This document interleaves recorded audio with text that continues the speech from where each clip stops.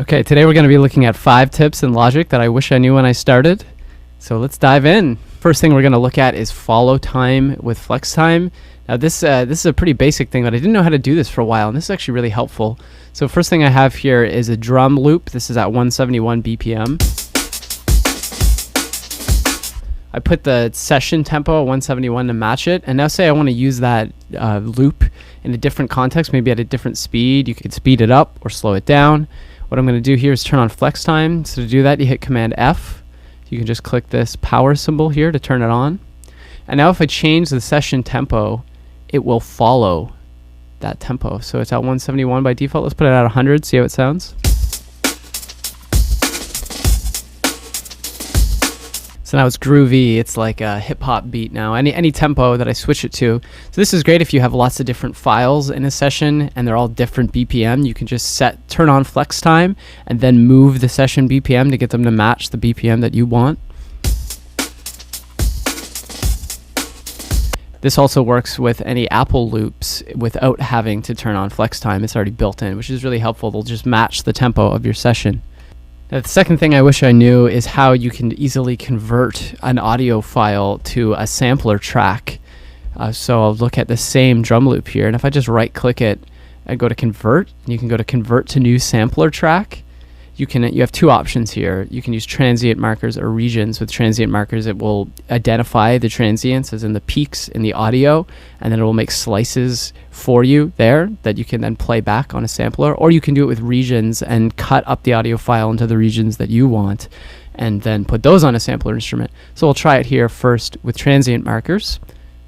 So it'll identify the transients. See, now we have it all laid out in MIDI. That's the exact same loop.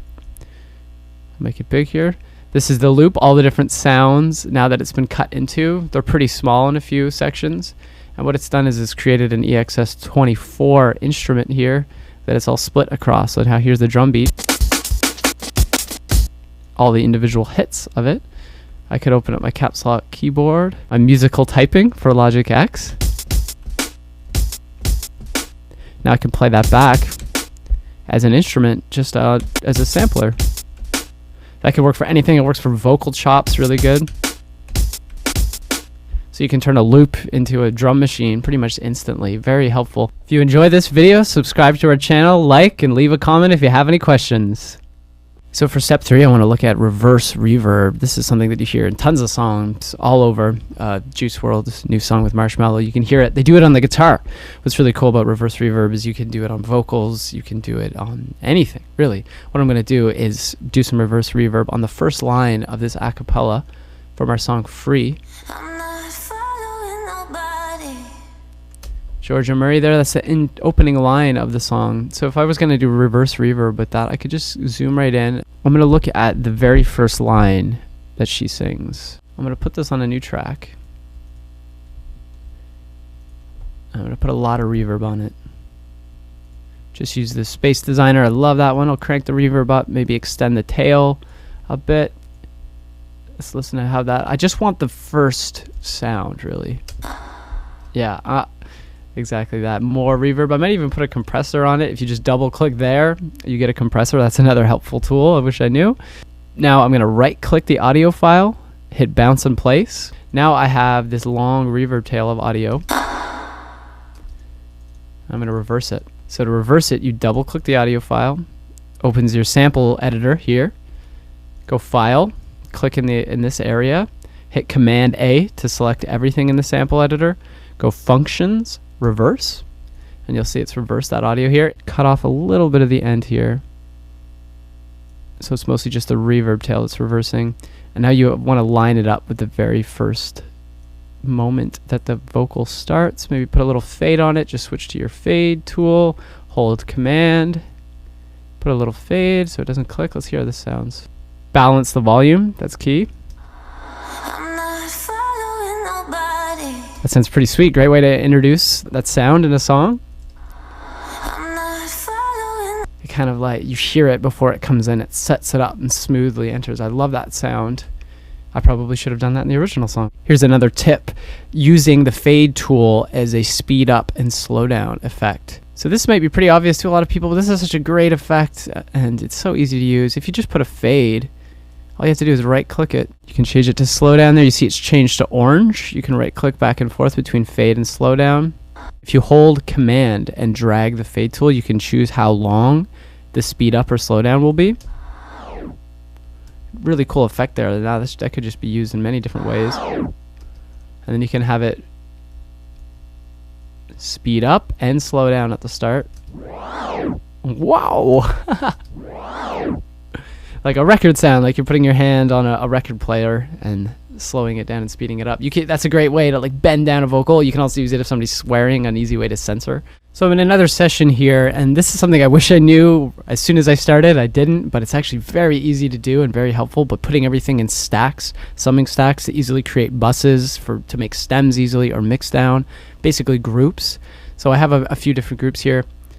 I have all these different vocals here, and say I want to process them all together, maybe do master EQ to all these different vocals. They're all named differently. It's kind of a mess. So I just have to find everything I want in the bus. I'll click the first thing, and then I'll scroll to the bottom, and I'll hold shift, and I can select everything here.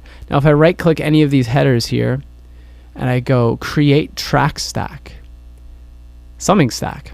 One, you can name it whatever you like. This is my vocals. I know life was never easy. So now that I have this bus, I can open it up and now I can EQ every one of these vocals at the same time. Maybe take out the low end of all of them. It's a lot better for CPU power if you put a reverb or if you put EQ on the bus instead of every individual track. If you want to do similar effects, that will save you time, and it'll also keep your session organized. You can collapse it all there. So now all those tracks that were all over the place are nice and organized now. Beautiful. Of course, in the session, everything's colored.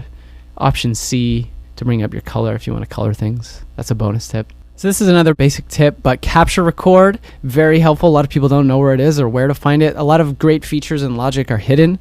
So this is one that you can find with just a little digging. Capture record basically lets you, if you're playing along to a song and you're playing MIDI, maybe on your controller or just using musical typing, and you played a phrase that was really good, but you weren't recording, Logic's basically always recording if you use capture record, and you just hit that button and it will pull up the MIDI that you played. So to access that, you would just go up here, you right click this, customize control bar and display, and then you go down to capture record. There it is. It's disabled. You can see there's a few other things here. If you want more options in your transport, they're here. So this is a great area to have. You click capture recording, and then you see that this extra little record icon is up there. That's capture record. So example to use it, option command N, make a new instrument, software instrument. So your session could just be going, maybe you're listening to an idea and then you start playing something along, musical typing. Like, oh, that was perfect, but I didn't hit record. Now you have capture record enabled. Hit that button. There it is. The MIDI you just played. Logic actually was recording it. There you go. Sometimes the things you play in the moment are better than things you sit down and write. And there you have that MIDI. You could quantize it here if you want. Select them. Go up to quantize. 16 notes, snap it in. And that was just a few tips that should help you. If you're a beginner or intermediate, you might not know about these things. Hopefully that's helpful. They've certainly helped me over the years, and I still use these effects every day when I use Logic, some of these tricks. So I hope you enjoy. We'll be doing more of these videos. My name is Pinio from Pinio and Loeb, and there's Ableton tutorials available on our channel too, and more Logic tutorials to come. Hope you enjoy and take care.